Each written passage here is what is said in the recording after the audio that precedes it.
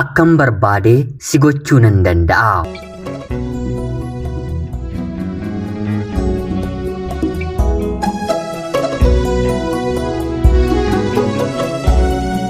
Yeroodhaaf maqaa kiyya himachuun barbaadu kanan dhaladheetti guddadhee Jiituu Magariituu Oromiyaa keessatti barnoota kiyyallee maatii koo biratti kutaa 1 hanga 8tti seeraan baradheera. Kutaa 8 ergan gahee booddee garuu akka aadaa maatii mana keenyaatti amala abbaan keenyi qabu ijoollee isaa gara biyya hambaatti erguudha. Maarree anaanillee gara magaalaa Finfinneetti na fudhatee paaspoortii baasifadheen viizaa kiyyallee naaf ergee ture.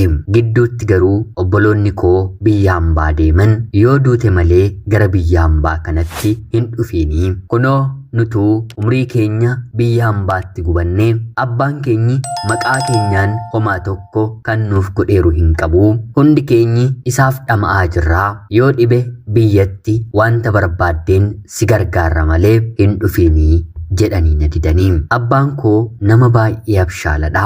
Bara jireenya isaa keessattis haadha manaa 7 fuudheera. Haadha manaa 7 fuudhus tokko ijoollee 2 deessee jalaa kan boqotte yeroo ta'u, tokko immoo dhumarratti kan inni fuudhee halkan otoo inni isa waliin jiruu dargaggeessatti fiddee reebsistee manaasa ariisistee qaanessitee gadhiistee jennaan achumaan dubartii gara biraa fuudhuus dhaabe. Nama dulloomeerree tasgabbiin qabne beektu. Ammas haadha manaa 5 qaba. 5 isaaniiyyuu lubbuudhaan jiru. Umriinsaa gara 70tti siqeera. Dubartii waggaa 14 waggaa 15 barbaada. Jaarsa dullumni isaaf hin galle. Umriinsaa fi qaamni isaa gonkumaa waliin kan hin deemne. Haati manoonni isaa waggaa 20 waggaa 30 inni hangafu. Isa dursanii yeroo dudullooman abbaan keenyi garuu harreen rifeensi adiin tokkollee rifeensa isaarratti hin biqille. Akka dargaggeessaa dhugee nyaatee utaalee haga ammaatti gala. Lafa akaakayyuusaa kan dhaale isadha. Akaakayyuunsaa immoo baalabbaataa baraan baraas duriiti. Lafa hedduu waan na qabuuf qabeenyi koo lakkaa'amee hin dhumu. Ijoolleen koo hiratanii isaanirraayyuu hafaadha jedhee gara deemutti hin dhalcha hin fuudha. Walii galaan kan ani beeku ijoollee abbaan kiyya dhalche naannoo 22 ni taana. Haa ta'uutii garuu otoon fuudhiin mandara keessatti kan dhalchellee baay'ee akka ta'e innumti afaan isaatiin ni dubbata.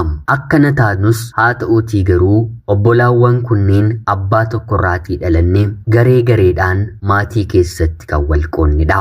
Abbaan kiyya dubartoonni yeroo dhalatanii gahanii barnootaan kutaa 8 gahan otoo isaan hin heerumiin dursee gara biyya hambaatti erga. Gara biyya hambaatti ergee booda yoo xiqqaate haadha isaaniif magaalarraa mana akka ijaaran erga taasisee booda isa kaan maallaqa hafeen immoo maqaa keessaniin manan isiniin ijaara jedhee ofii mana ijaaree yeroo yerootiin gurgurachaa oola. Dafqa ijoollee isaatiinis ganda keenyarra darbee akka aanaa keenyaatti abbaan keenyi nama sooressaa tujaaraa nama jedhamudha. Kanarra darbee konkolaataallee bitachuun akka barbaade itti dhugee itti nyaatee dubartii magaala jiraattu abbaan manaan irraa boqotee yookiin immoo ishee dhiisetti galuun maallaqa isaa akka garaasaa itti haasa'a. Beekamaadha waan na ta'eef abbaan koo mana dubartii tokkoo seenuu jalqabeera taanaan amma immoo kunoo ishee kanatti galee jedhama. Fuudhee haadha manaa godhachuu dhaabe malee yeroo yerootti jijjiiruu yookiin immoo ishuma abbaa manaa qabduufuu maallaqa kennee fi sanyoo ta'ee mana tokkotti naanna'uu gonkumaa abbaan koo haga har'aatti hin dhaabne. Akkanuma kashlabbee ta'e immoo ijoollee isaan dagatu. Seera qabeessaan warra dubartootaa haga kutaa 8tti warra dhiiraa immoo hanga xumuranitti barsiisa. Haa ta'uutii garuu obboloonni keenyi warri dhiiraas hedduun isaanii amaluma abbaa keenyaa dhaalanii gariin gaa'ela dhaabbatanii diigu, gariin immoo sababa dubartootaatti mana barnootaarraa ari'amu, gariin immoo dubartii fedhii malee gudeeduun mana hidhaas kan jiru ni jira. Waa'een gola keenyaa mana keenyaa waan baay'eedha. Maarree abbaan koo akkuma obboloota koo warra dubartootaa gara biyya hambaatti erge ani kutaa 8ffaa akkuman seeneen gara Finfinnee na fudhatee meedikaalaa paaspoortii fi viizaa kiyya na ergisiisee torbee booddee deebi'ee wanta hunduma ishee ofii sirriitti beekaa. Barnootallee bara sana haga kutaa 6tti barateera. Afaan Amaariffaa mitii darbee afaan Ingiliffaayyuu ni dubbata. Ani hanga kutaa 8tti barnoota baradheen afaan Ingiliffaa abbaan koo dubbatu anaaf hin galu. Bara mootummoota darbani keessatti haga Finfinneetti daldaluun abshaalota bara sanaa waan na tureef dargaggeessi bara kanaa abbaa kootiin salphaatti isa goyyomsuu hin danda'u. Abshaalallee jechuu barbaadeeni. Haa ta'uutii garuu yeroo inni gara biyya hambaatti na erguuf qophiirra jiru kana ani immoo jaalala addaatiin dargaggeessa tokkoof qabame. Yoon gara biyya hambaan deeme jaalala kee akkamittiin hin baafadhaa wal'aansoo jedhurran jira. Jaalalleen kiyya kana dura gara biyya Saawudii deemee waggaa 2 erga jiraatee booda qabamee gara biyyaatti deebi'ee obboloonni isaa asumatti yoo fuute qabeenya abbaa keenyaa qabeenya maatii keenyaa guutummaatti si dhiisne mana haadhaaf abbaa keenyaa dhaaltee haadha manaa kee waliin keessa jiraattaa dargaggeessa jedhamedha.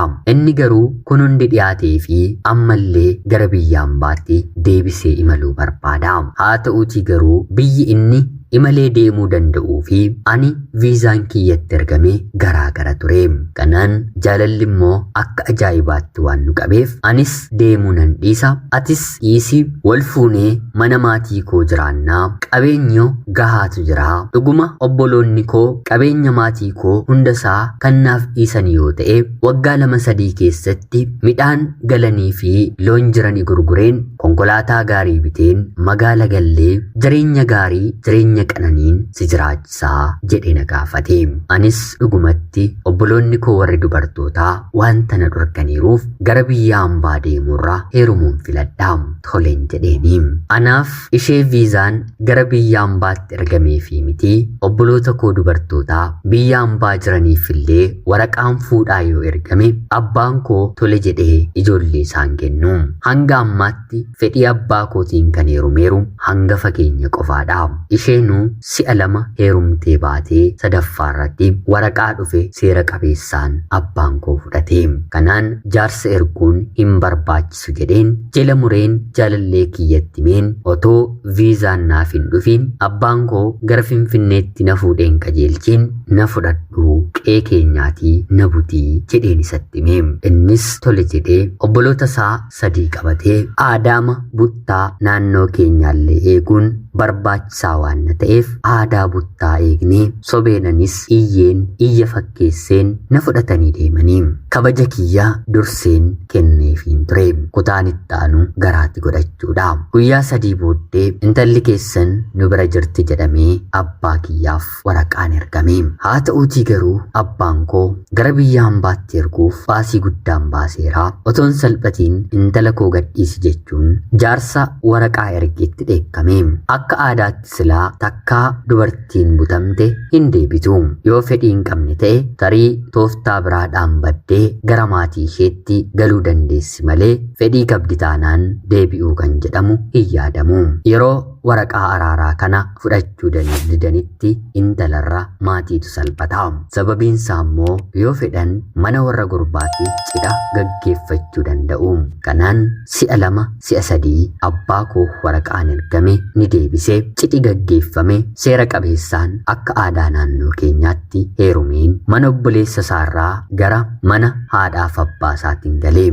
Haati isaanii erga boqottee turteetti erga haati isaanii boqottee waggoota dheeraa booddee abbaa isaanii fuusisanii turanii. Haa ta'uutii garuu haati manaan abbaa isaanii fuusisan wanta hin deenyeefiif qabeenya qooddachuu hin dandeessu jedhanii jala muranii ijoolleen itti maniiru. Ani ishee fi abbaa manaa koo waliin mooraa guddaa keessa jiraachuun jalqabe. Ijoolleen kaan haati isaanii deesse kan dhiiraas kan dhalaas ni jiru. Loon hedduudha. Lafti baay'ee bal'aadha. Midhaan mana keessaa ajaa'iba. Gumbii guutee jira. Jireenyi mana sanaa irraa hafaadha. Hiyyeessi naannoo sanaa gaafa dheebote gaafa beela'ee mana kana dhufee nyaatee dhugee gala. Ergan jireenya kanatti seenee baguman gara biyya ambaatti hin godaaniin jedhe. Innis abbaan manaan koo qabeenya kana dhiiseen baguman biyya Arabaa hin deemin jedhe. Sababiin isaa immoo biyya ambaa yeroo ture hojiin hojjechaa ture gaala eeguu, re'ee eeguu, Arabaan reebamuu kana keessa ture. Maallaqumti kaashiin harkatti waan namaaf kennamtuuf biyya Arabaa jenna malee qabeenyi maatii tokko qabeenya biyya Arabaa ni caala. Kanaan jireenya qananii kana keessa haadha yookiin immoo kiiftii mana sanaa ta'een haadha manaa abbaa isaaniillee abboomeen ijoolleellee abboomuun to'achuu kana godhi jechuun eegalee. Rabbis ogummaa ittiin ijoollee amma kanaa waliin hin jiraadhu naaf kenne. Wanti anatti ulfaates wanti isaanitti ulfaates hin jiru. Hunduma waliin walii galeen mooraa guddaa fi bal'aa sana keessa abbaa manaa koo waliin jiraachuun eegalee. Mooraa guddaa kana keessa jiraatanii dafanii dahuu dhiisuun fafa mitiire.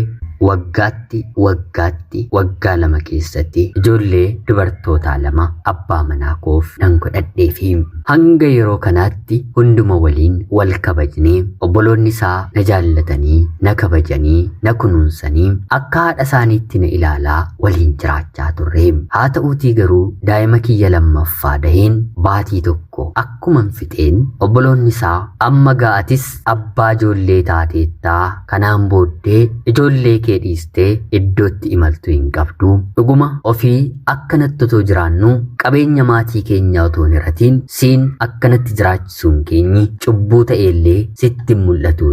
Nuti waliigalaan nama 11 qabeenyi maatii keenyaa bakka 11tti warra dubartootaallee dhaqqabee kan heerumanis kan fuudhanis kan hin heerumnes kan hin fuunes dabalatee siin nuuf hiramuu qabaa jedhee obboleessi hangafaa abbaa manaa koo gaafata. Abbaan manaan kiyya naannoo 6ffaa irratti dhalata. Isaan booddee kan jiran dhiirris dhalaanis kan fuudhan kan heeruman hanga yeroo sanaatiin turre. Aarii fi bowwummataa yeroo kana ture.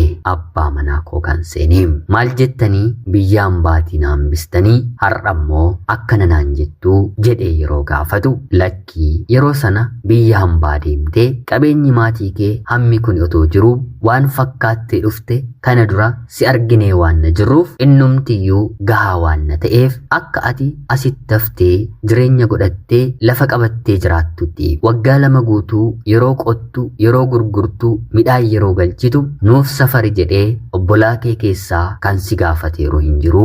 Kun immoo nuuf gahaadha. Kanaa ol si sossobuu hin dandeenyu. Ana dabalatee obboloonni kee warri kaan gaa'ela godhannee jirru qabeenya ni barbaannaa. Nutis namadhaa. Ijoollee keenya haara gaariitiin guddifachuu feenaa. Nuuf hiruun fedhii kee otoo hin taane dirqamadhaa. Seeratu lafa kaa'aa jedhee isatti hime. Abbaan manaan koo morma kiyya ta'a malee waadaa nama gidduutti naaf galtaniittu qabeenya haadhaaf abbaa koo eenyuuf iyyuu hin qoodu jedhee dideeni. Kanaan obboleessi isaa hangafti amma anatu hangafummaadhaan dhufe yoo garaa laaftee namni gidduun keenya hin galiin nuuf qoodda ta'e jedheen si gaafadhe. Jaarsi manguddoon jaarsaa obboloonni kee warri kaan yeroo dhufan immoo deebii qopheeffadhu jedhee biraa deemee guyyaa 3 booddee manguddoo jaarsa naannoo fidee dhufe. Kanaan jaarsi naannoo elaa yaa mucaa dhagahii otuma abbaan kee haati kee qabeenya kana hundasaa siif mallatteessanii deemanii ijoolleen kaan dhaaluu hin danda'ani jedhaniiyyuu akka seera ammaatti hanga obbolummaan haadhaaf abbaarraa dhalachuun beekametti seerri wal qixxeessee qabeenya ni qoodaa. Obbolaa keedhaa isaanis qabeenya horachuu godhachuu barbaadu. Qabeenyi maatii keessanii immoo baay'eedha. Isin xiqqoodhaa nama biyya kanaafiyyuu otoo qoodamee ni gahaa. Waggaatti kuntaalli meeqa akka galu horiin meeqa akka gurguraman ni beekna miti. Isa kam sassatta ofii fi guutuutu jira jedhanii gorsanii. Homaa abbaan manaan koo hin isaan dideem. Obboleessi inni hangafaa jaarsa gidduuttis erga diddee hundumti keenya keenyiyyuu gara seeraa deemna jechuun obboloonni isaa nu waliin jiraatanillee mana obboloota isaaniitti galanii seeraan abbaa manaa koo himatanii himannaan eegalee manni murtii himata qabatee deddeebi'uu jalqabanii. Haa ta'uutii garuu guyyaa tokko eeggatee abbaan manaan koo obboleessa hangafaa otoo inni daa'ima isaa waliin horii dachaasaa jiru albeedhaan waraanee garaacha isaa jiksee du'e jedhee dhiisee ilma isaa waliin jirummoo daa'ima waggaa 6 guunne miilla cabsee hanga har'aatti naafa godhee abbaammoo mar'ummaan jiksee biraa deeme. Maal akka godhe otoo anatti himiin farda 2 qabatee goodaadhaa battaluma sana ijoollee dhiisii bayi dhufanii nu ajjeesu jechuun ijoollee fardatti qabannee 2 taanee naannoo toora za'a tokko qe'ee abbaasaa gadhiisnee deemne. Galgala sana baadiyyaatii kaanee magaalaa mana gayyaa kiyyaa okannee bullee tarii achittillee yoo nu argani jennee ganama barii kaanee ijoollee keenya achumatti dhiisnee imala jalqabne. Namni qarshii 1,000 giphii isaatti qabatee mana isaatiin ba'u anaa fi abbaan manaan koo homaa tokko of harkatti toon qabatiin yaaddoo obboleessi isaa du'ee hin duune barbaacha imala keenya taasisne. Wayyaa'uu yookiin immoo fayyuu obboleessa kan dhageenye baatii tokkoof torbee 2 booddeedha. Magaalaa Finfinnee deemee rabbitu haga xiqqootti isa oolche jedhanii ilmi isaa hanga har'aatti naafadha. Abbaan immoo haga har'aatti fayyaa guutuu hin qabu. Baay'ee dubbachuu hin danda'u, baay'ee nyaachuu hin danda'u, deemsallee karaa dheeraa imaluu hin danda'u. Hojii kan jedhamu immoo cirumaa itti bu'uu hin danda'u. Dubbiin lafaa kana goote.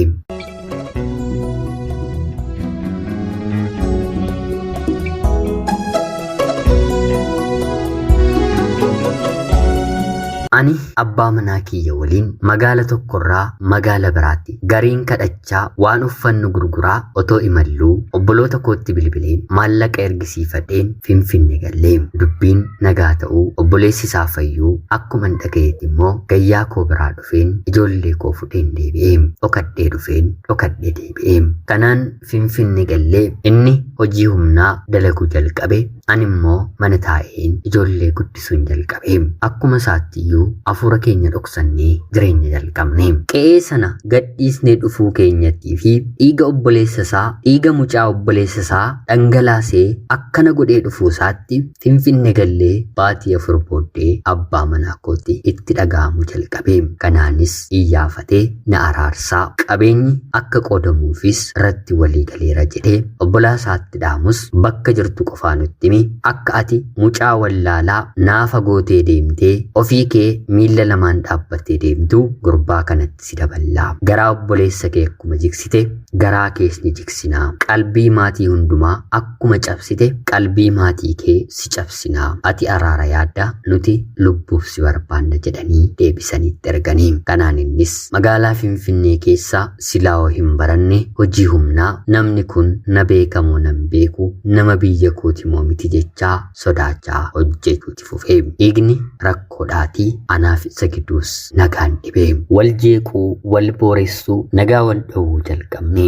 Anis mana ooluurra jedheen ijoollee 2 qabadheen mana namaa deemeen hojii garaa garaa hojjedheen gargaaruun nan eegalee. Haa ta'uutii garuu hojjedhee kanan fidus nagaa keenya nuuf deebisuu hin dandeenye. Anaan rukuta ijoollee koo rukuta bahaanuun jedha halkan qixxee manaatii gadi nu baasa. Rakkoo addaa harka abbaa manaa koorratti arguun jalqabee. Anumayyuu haa ta'u jedheen gadi jedheen jiraachuu ittiin fufee. Rabbi maatii keessatti keessumaa haadha manaaf abbaa manaa gidduu dhabiinsa maallaqaa hin fidiin. Dhabiinsi maallaqaa nageenya booressuu miti. Nageenyi boora'e nagaatti akka hin deebinillee gochuu ni danda'a. Yeroon ani isa gargaaruu ni jalqabu ani gatii mana kiraa qofan kaffala. Ati nyaata mana keessaa nu danda'inaan jechuu eegalee. Wanti argadhu ijoollee koo waliin waan hojjedhuuf namni na hojjechiisu baay'ee murtaa'aadha. Sanuu hanguma isaan naaf kanfalaniin fudha malee miindaadhaan illee walii galeen mana namaan seenu. Jireenya akkamii keessaa ba'een baatiiwwan yeroon guunne keessatti jireenya faallaa gara biraatti hin galee. Kana yeroo ta'u abbaan manaan koo ammammoo darbee amala kana dura hin qabne dhugee machaa'ee of wallaalaa dhufuu eegalee. Maaliif kana goota yeroon jedhu maal si galchee rakkina kana dagachuuf maal gochuutu narra jira? Harka kiyyaanoo dhiiga obboleessa kiyyaan dhangalaasee wantan godhu kamiyyuu nan gaafatiin bagan godhee sammuu kootu na ajajaa jira. Wanta sammuun koo na ajajeen godhe immoo nan dhorkiinii naan jechuun akkan isa dhiisu na taasise. Kana qofaa miti, ijoolleen kiyyatoo jiranii sireen ani isa waliin irra ciisu irratti halkan dubartii gara biraa fidatee waliin ciisu eegalee. Kuni maali jedheen yeroon gaafadhu wanta si galchuu hin qabu, siiniyyuu akkan barbaade si gochuu danda'a ofii miti naan jedhee. Si'a kana gaa qalbiin koo cabdee yaa Waaqayyoo maaliif gaa'ela kanatin seenee qorumsi gaa'ela kanaa immoo eessatti dhaabbataa maaloo na yaadadhu jedheen kadhachuu eegalee. Kanaan utuun jiruu kuni haa dhaabbatu asirratti na haa ga'u jedheen rabbiin utuun kadhachaa jiru guyyaa tokko machaa'ee dhufee halkan hirribaa na kaasee albee kana naaf diimessinaan jedhee albee diimesseefii jennaan ati anaan ala dhiira gara biraatii heerumuu hin dandeessu. Kan akkan gooneef immoo dhiironni akkasin ilaalleef mallattoo siin godha jedhee albee diimate kana fuula kiyya ittiin gubuuf harkasaa asii ol yeroo na kaasu machaa'ellee waan na jiruuf kanarratti wal dhiisuun hin jiru jedheen harkasaa ofirraa otoo hin qabu ofii harkasaa miillasaa garaasaa of guggubee yeroo kana ture iyya adda ta'e iyyee ollaan battaluma dhufee otoo nani baqadhee naannoo sanarraan fagaatiin anaa fi ijoollee koo qabanii gara mana hidhaa kan na geessanii qorannoo ganama abbaa langeenna irratti banus abbaan manaan kiyya garuu dhufee na himachuu didee hiikaas hin jenne hidhaas hin jenne mana yaalaa deemee akka hin taanetti gubatee waan na tureef qoricha kennanii fi halkan sana achuma bulee ganama qabee dhagaheeraa dhufee garuu kanas sanas naan hin jenne ani hinna ajjeesaatti eegeen ture. Haa ta'uutii garuu mana hidhaatii sa'aatii 48 booddee anaa fi ijoollee koo gadhiisanii garamittiin deemaa garamittiin galagalaa bilbila obboloota koo biyya hambaa jiranii nama 3 sammuuttiin qabaa gara isaaniitti bilbiladheen wantan ta'e wantan keessan jiru isaanitti himadhee yeroo kana 3 isaanii walii galanii warreen kaanittillee bilbiluun maallaqa naaf erganii ijaanillee siinis ta'e ijoollee kee akkasin argineef magaalli Finfinnee bal'aadha firaashii tokko bitadhuutii kireeffadhuu mana tokko jiraadhu obboloota keenya baadiyyaa jiranii keessaa tokko hinsiif ergina naan jedhanii anis fagaadheen magaalaa Finfinnee keessaa ijjisaa bakka nan arginetti jiraachuu eegalee. Kanaan obboleessa koo tokko baadiyyaatii naaf fidanii na waliin jiraachuu eegalee gidduutti koottu kan kee kunis waan siif hin taaneef ijoollee kee kana guddifattu maallaqa walitti qabachuu qabda naan jechuun piroosesii akkan eegalu na gaafatanii akka carraa ta'e immoo paaspoortiin kiyya abbaa kiyya irra ture san argachuu waan hin dandeenyeef ni bade jedheen akka haaraatti beeksiseen paaspoortii kiyya baafadheen obboloonni koo viizaa naaf erganii ijoollee kiyya gara baadiyyaatti ergadheen imala kiyya gara biyya hambaatti taasisee. Ani biyya hambaa deemuun koo rakkoon godhanne ijoolleen koo gara biyyaatti galuun isaanii garuu rakkoo godhate. Obboleessi hangafaa abbaan manaan koo waraanee fi ilma isaa miillaan okkolaa godhee hambise akkuma ijoolleen koo gara manaatti galaniin dhagahee haaloo ba'uuf obboloota isaa wal qabee mana keenya haadha koo duwwaatu mana ture. Ijoollee lamaan qabatanii manaa deemanii yeroo kana ni naati jedhanii anatti nimni ture.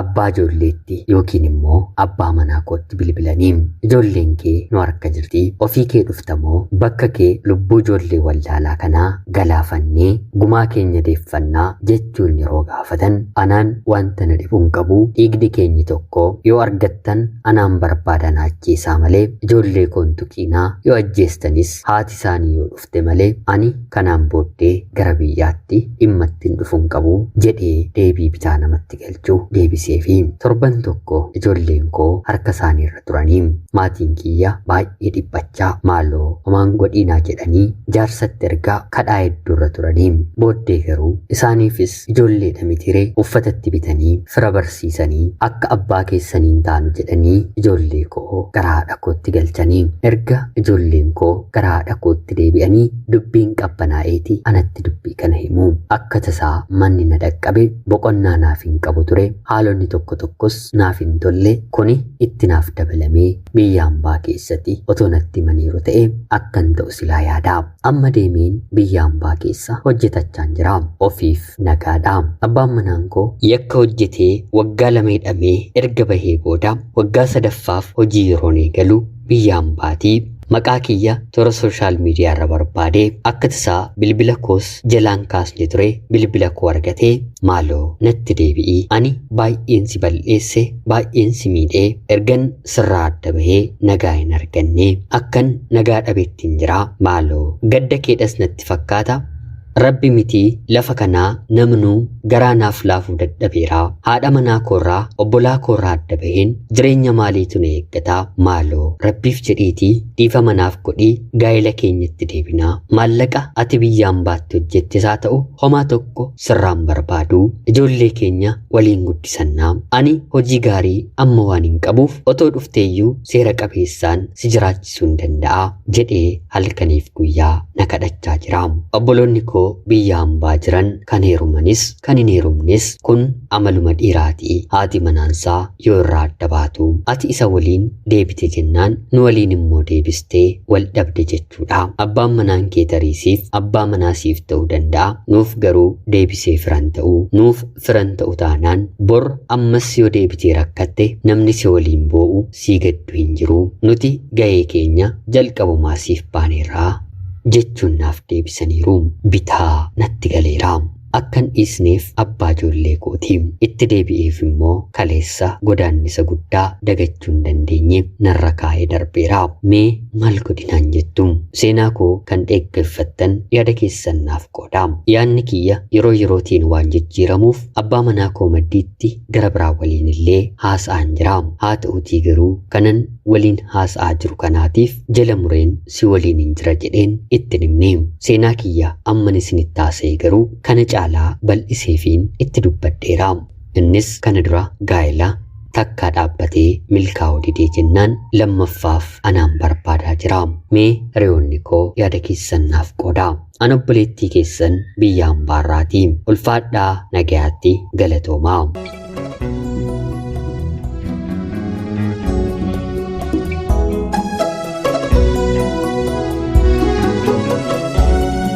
Yooyyaa shamaa akkam jirtu kabajamtootaaf hordoftoota qophii keenya. Nagaaf jaalalli tokkummaan bakka jirtan hundaatti hunda keessaniif haa ta'u jecha guyyaa irraa seenaa ajaa'ibaa obboleettii keenyaa tokko isiniif dubbiseen hin kaa'u. Akka isin irraa barattaniif hubannoo cimaa ta'e tokko irraa argattan homaa shakkii tokko illee hin qabu.